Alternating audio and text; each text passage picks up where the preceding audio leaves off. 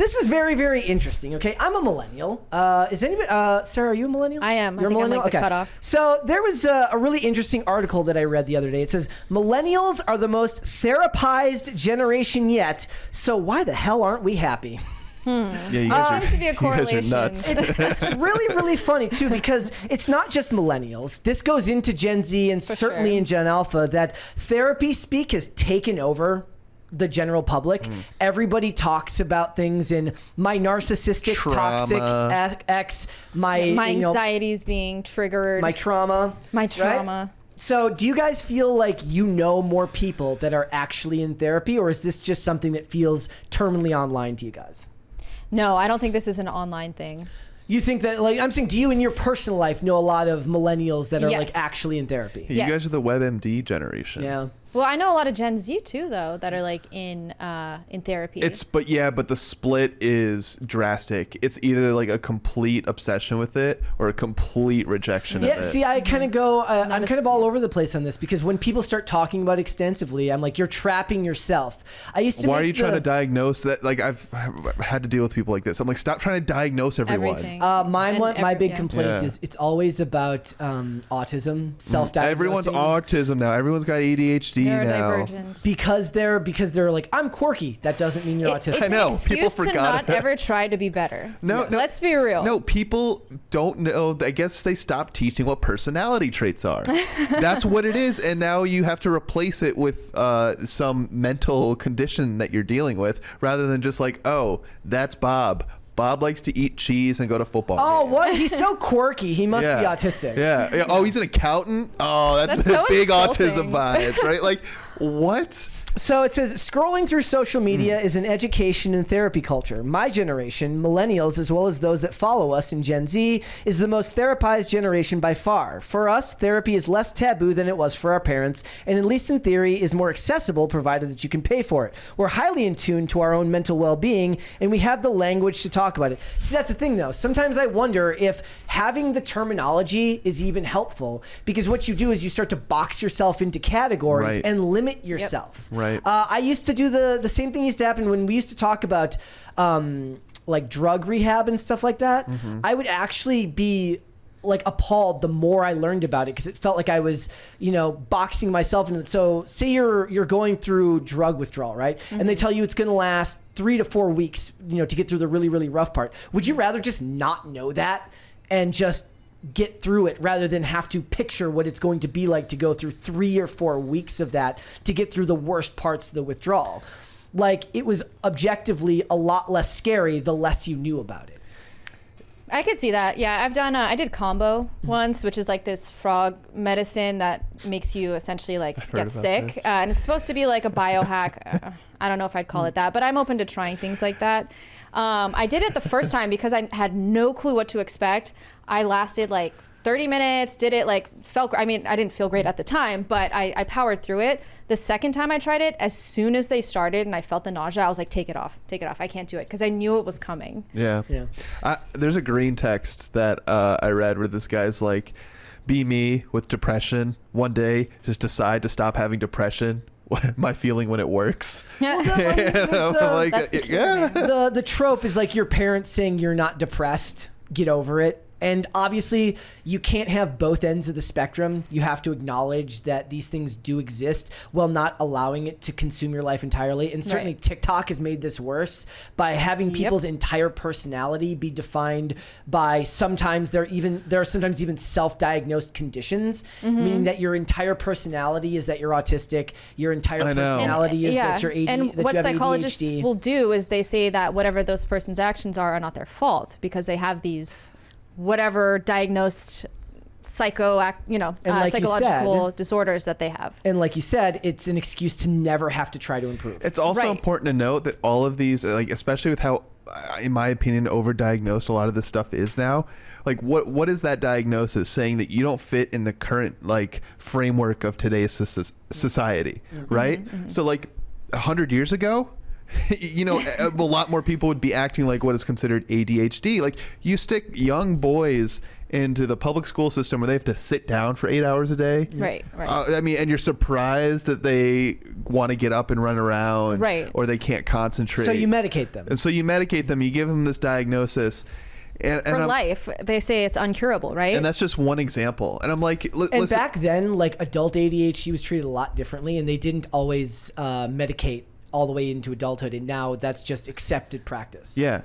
And it's just so crazy to me, because I'm like, listen, what you're it's just so narrow-minded, in my opinion, because you're just looking at today's current, like, societal standards to then go and diagnose people, right? You don't match up with the way life currently is, so you're broken. Yep. And that, it's kind of like you're ceding territory. You're ceding ground by just accepting that you're broken, and then you don't even have to look to the future. So it says, even those of us who haven't availed of psychological and psychotherapeutic services still routinely use language more appropriately found in therapist's office. This is very, very true these days. It has been absorbed into popular culture. We are the people who consume content online about parting from toxic friends and prioritizing those who show up and hold space for us. Dude. We gorge ourselves on masses of self-actualization based therapy, social media content, while in practice, much of it subverts the language of mental health care to justify unhealthy self-obsession and the maximization of our own comfort to the detriment of our well-being. Well, people also think and there's just like, maybe it's mostly millennials, because this stuff is just so cringe for me, this whole topic,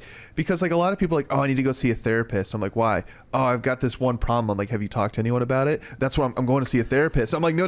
Like, your friends, like your family. Right. It should be a last resort. Have you chatted? Have you asked anyone for any like opinions or advice? No.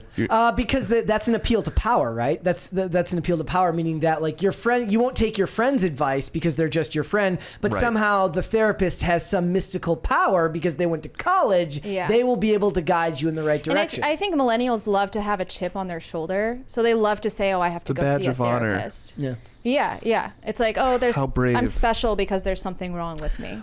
And I think a lot of that is just like social media has made everybody more narcissistic. Mm-hmm. Everyone wants to be able to stand out. There's the inside joke, or I guess it's not even very much an inside joke. There is the idea that people who choose non-binary and unique pronouns, it's just because they don't have an actual personality or anything interesting about them. Right. It's like this may be a little offensive, but it's like the rich girl who has an eating disorder because she has no other problems in her life. Yeah. So yeah. You have to. Well, that's the body, you know, and it's a good metaphor for working out. Like, if you want to get bigger muscles, you want to become more fit, you need to like strain and put pain upon those muscles, right? It's going to suck, but you need to work it and build back stronger. Yeah. And it's the same thing with what you're saying, like, as a society as a whole, if you don't have problems, you're going to invent them for yourselves. Mm-hmm. Right. I mean, I'm one of the worst at this, that like when I was off work for a couple of days and I'm out of town visiting family, there's things that need to be handled in that environment, in that moment, and I'm worried about what's going to happen when I come back to work. I'm literally creating,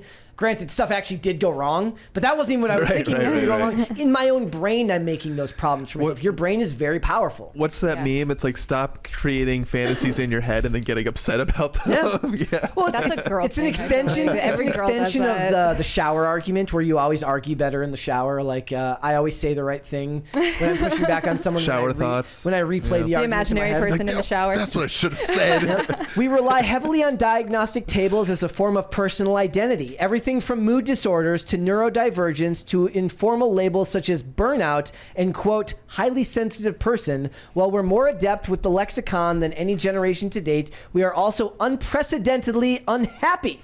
Yes. Because you're looking for things to make yourself unhappy about, and then you're categorizing, collating, and labeling it so that you can actually boil your unhappiness down to some scientific definition that makes it all feel more real to you. Right, and it's just like, this doesn't even go to show, like, the millennial generation is the first chronically online generation, in my opinion. And so we know the adverse effects of like not going out, and when like just the fact that people, especially in America, we drive everywhere, we don't walk, right? Yeah. That's been a huge detriment to our health. The fact that now you're sitting like, and I constantly like roast myself when I talk about this. The fact that my job is sitting in a chair, it's not great for me. Like, you need to go out of your way to make sure you're getting sunlight, that you're going and exercising. In the chat, Victor White is right. He says it used to be illegal for pharmaceutical companies and lawyers to advertise. Yeah, it's crazy. If somebody from another country comes over here, the first thing a lot of times they'll say if they watch TV is they're like, how many drug ads do you guys have on TV every 5 seconds? And now there's apps like that you can just like order like ADHD meds and do like an ADHD test online with their chat bot. I don't know how it's legal in the first place. Yeah. I mean, I don't know if that's getting you the Adderall, but it's... Wait, actually, yeah, I think because on, like, BetterHelp is the app that, like, everyone uses, the therapy app. So hypothetically, if you're just doing a chat with your therapist, you could literally just live chat with your therapist and they'll prescribe you ADHD medicine and mail it to your house. That's a little bit different. Like, telehealth is not, like... I guess it's easier to do it. So like if there's a minor problem, you might make it seem bigger, but because telehealth is so easily accessible. I think the isolation that comes from the being chronically online plays a large part in this too. 100%. All millennials' problems are because of themselves. They made all of their own issues. Well, no, look. There are issues that are going on right now that are affecting everyone. Like cost of living is extremely high. True. The housing market sucks, and a lot of people don't see a path. Social security. There are very real problems, but the things that they're focusing on are mental problems that are chemical that they describe as chemical in nature, not realizing that a lot of these. Well, that's the thing. When it's out of your control, then you don't have to worry about changing, and that's aside from the fact that so many of it becomes a form of personal identity for so many people because they don't have anything else that really interests them. The thing that really upsets me so much, and you don't really see this from men, you mostly see this from women, and it's like definitely on TikTok, or they'll post a minor complaint about the guy that they're seeing, and then all the comments are like, leave him, dump him. Like we saw today with the super chat. My dad said something vaguely Republican. Go no contact with your family. Yeah. Never talk to them again. Yeah. Yeah. I was don't try to talk out your problems. Just pretend they don't exist and run away. Yep. That's what they're saying. Yeah. People don't like to take responsibility nowadays as like much of a blanket statement that is. I think that self-reliance and self-responsibility, I mean, millennials, they don't have kids. Kids is a huge responsibility. So millennials aren't used to responsibility. They don't like it. They don't like the burden of having to actually make their lives what they want it to be in order to not need therapy. Yeah. Someone in chat said he went to therapy based off a recommendation. It was a complete waste of time.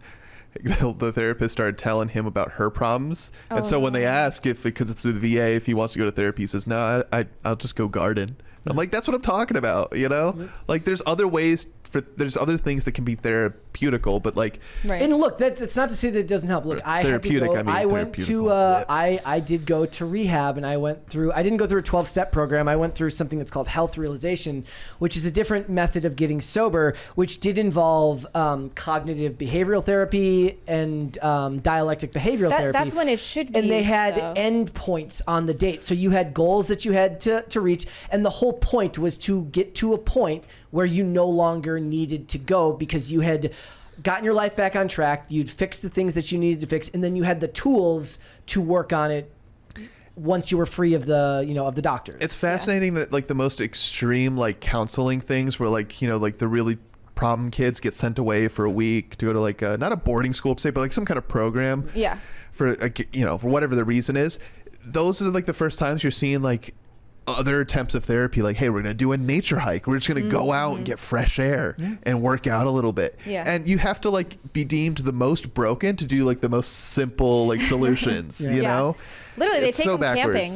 Yeah And you know what though, it's usually guys, and they love it. They love it, For me, I can usually tell, and part of it is thanks to what I learned when I was in rehab. But I can tell when I've spent too much time online. My leg starts to jump, and I start getting antsy. And the thing is if you don't have the skill set to be able to realize when it's making you annoyed, when it's pissing you off, which the internet is very easy at doing for all of us. I think most people don't. You fall into the doom scroll really, really fast, and then you can't get out of it. For me, it's about realizing it, breaking the cycle, and going and doing something. For me, that's usually skating. And most people don't do that though. And I would love for therapy that they're seeking to teach them that and give them those tools rather than keeping them perpetually in therapy. Thanks for watching. Listen to full episodes of Pop Culture Crisis on Spotify. Keep up with us on social media and make sure you subscribe and ring that bell so you never miss the show. Bye, guys.